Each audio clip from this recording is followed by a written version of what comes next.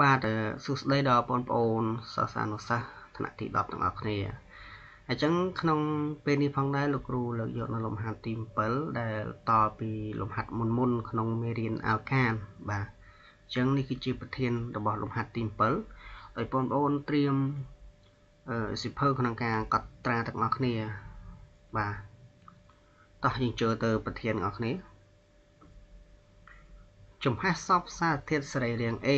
ចំនួន 4.6 ក្រាមគេទទួលបានឧស្ម័ន CO2 បាទឬក៏កាបូនឌីអុកស៊ីតចំនួន 4.48 លីត្រក្នុងលក្ខខណ្ឌធម្មតាបាទកន្លែងឡូធននេះតាមពិតត្រូវសរសេរពេញគឺលក្ខខណ្ឌធម្មតាដោយលោកគ្រូសរសេរកាត់គឺឡូធបាទនិងចំហាយទឹកចំនួន 5.4 ក្រាមក៏កំណត់រូបមន្តទូទៅនៃ A ខគណនាសមាសភាពសតភៈនៃ A បា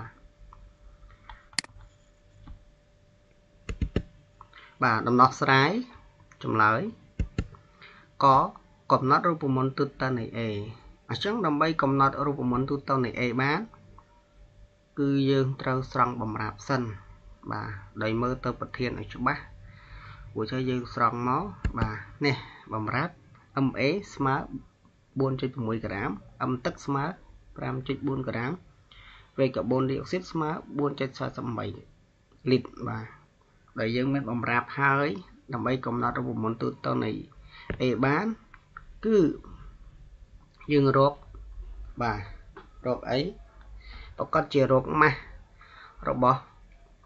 អ៊ីដ្រូសែនក្នុងទឹកនេះនិងរកម៉ាស់របស់មាត្របាទកាបូនក្នុងកាបូនឌីអុកស៊ីតនេះបាទរកម៉ាស់កាបូនតទៀតបាទគេឲ្យយើងគណនាម៉ាស់កាបូនក្នុងកាបូនឌីអុកស៊ីតបាទយើងត្រូវតែរកម៉ាស់ហ្នឹងអញ្ចឹងយើងប្រើរូបមន្តមួយនេះបាទដើម្បីរកម៉ាស់កាបូនបានគឺ M កាបូនស្មើឲ្យ12គុណឲ្យ N កាបូនឌីអុកបាទកាបូនឌីអុកស៊ីតតែ N កាបូនឌីអុកស៊ីតហ្នឹងស្មើឲ្យ V លើ V M បាទលោកគ្រូបញ្ជាក់បន្តិចបាទបងនឹងឆ្ងល់ថាតើ12នេះមកពីណាបាទ12នេះគឺជាម៉ាស់ម៉ូលរបស់កាបូនបាទម៉ាស់ម៉ូលរបស់កាបូនណាយើងរក M ណាគឺយើងគុណនឹងម៉ាស់ម៉ូលវាហ្នឹងបាទអញ្ចឹងដោយតម្លៃនៃមាត្រកាបូនឌីអុកស៊ីតបានប្រាប់មកគឺ 4.48 លីត្រនិង VM បាទ 22.4 ម៉ូលក្នុង1លីត្របាទក្នុងលក្ខខណ្ឌធម្មតាបងប្អូនត្រូវចាំថាតម្លៃ VM គឺមានតម្លៃ 22.4 ម៉ូលក្នុង1លីត្របាទអញ្ចឹងគេបាន M កាបូនស្មើ12គុណឲ្យ V លើ VM យើងជួសលេខចូលទៅយើងគុណចែកបាទទទួលបាន 2.4 ក្រាមបាទអញ្ចឹង 2.4 ក្រាមគឺជាម៉ាស់របស់កាបូនបាទអញ្ចឹងយើងរកម៉ាស់របស់អ៊ីដ្រូសែនមួយទៀតបាទដោយរកទាញចេញពីក្នុងទឹកបាទអញ្ចឹងតាមរូបមន្តម៉ាស់អ៊ីដ្រូសែនស្មើឲ្យ2គុណឲ្យ N ទឹកបាទបង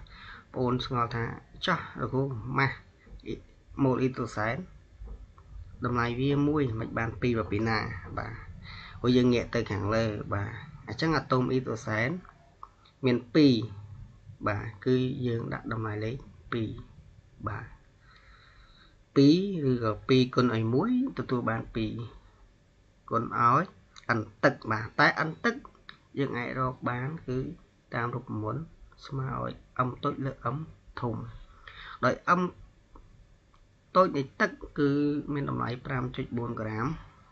M ធំយើងបូកបញ្ចូលគ្នាទៅគឺអាតូមអ៊ីដ្រូសែនមាន2អាតូមអុកស៊ីសែនមាន1បាទអាតូមអ៊ីដ្រូសែន2បូកនឹងអាតូមអុកស៊ីសែនតម្លៃម៉ាស់ម៉ូលវា16ស្មើ18ក្រាមក្នុង mol គេបានâm itosan ស្មើ2គុណឲ្យ âm តូចលើ âm ធំស្មើឲ្យ2គុណឲ្យ 5.4 លើ 18 ស្មើ 0.6 ក្រាមដោយ âm កាបូនបូក âm itosan បាទនេះតម្លៃវាស្មើឲ្យ3បាទតូចជាង MA 4.6 ក្រាមបាទតម្លៃដែលគេប្រាប់មកគឺ MA នេះ 4.6 ក្រាមនៅពេលវាតូចជាងតើវាមានអ្វីកើតឡើងយើងមើលបន្តទៀតបាទអញ្ចឹងដូចនេះរូបមន្តទូទៅនៃ A គឺ CX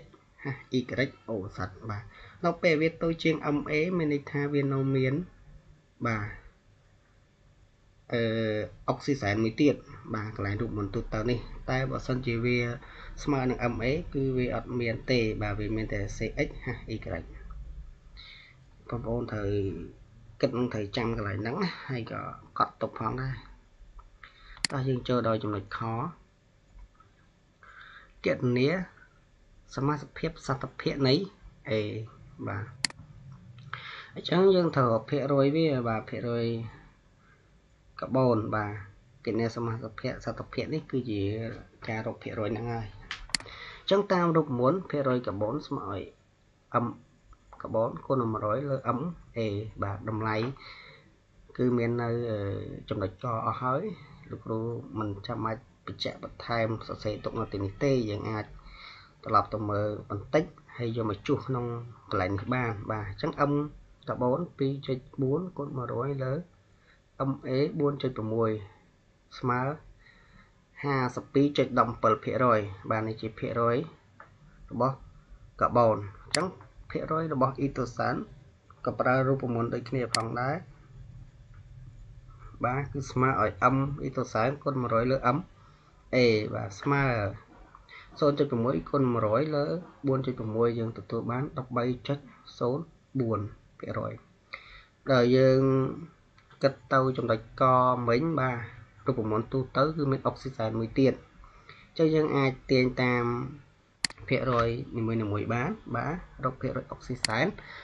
ដោយភាគរយកាបូនបូកភាគរយអ៊ីតូសែនបូកភាគរយអុកស៊ីសែនស្មើឲ្យ100យើងនាំឲ្យភាគរយអុកស៊ីសែនស្មើឲ្យ100ដកភាគរយកាបូនដកភាគរយអ៊ីត្រូសែនលោកគ្រូសេច្រឡំទៀតណាបាទមិនមែនអូណាគឺអ៊ីត្រូសែនណាភាគរយ50អញ្ចឹងស្មើ100ដកឲ្យ 52.17 ដកឲ្យ 13.04% ស្មើ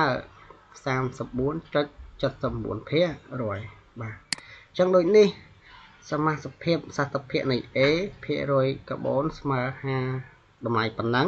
ភាគរយអ៊ីត្រូសែនស្មើប៉ុណ្ណឹងនិងភាគរយអុកស៊ីសែនបាទគឺ 34.17.79% បាទអញ្ចឹងបើការបញ្យល់របស់លោកគ្រូនៅខ្វះចន្លោះណាលោកគ្រូសូមអធិស្ឋានផងហើយបើបងប្អូនមានចម្ងល់អីបងប្អូនអាច comment សួរនៅចំណុចខាងក្រោមបានបាទសូមអរគុណ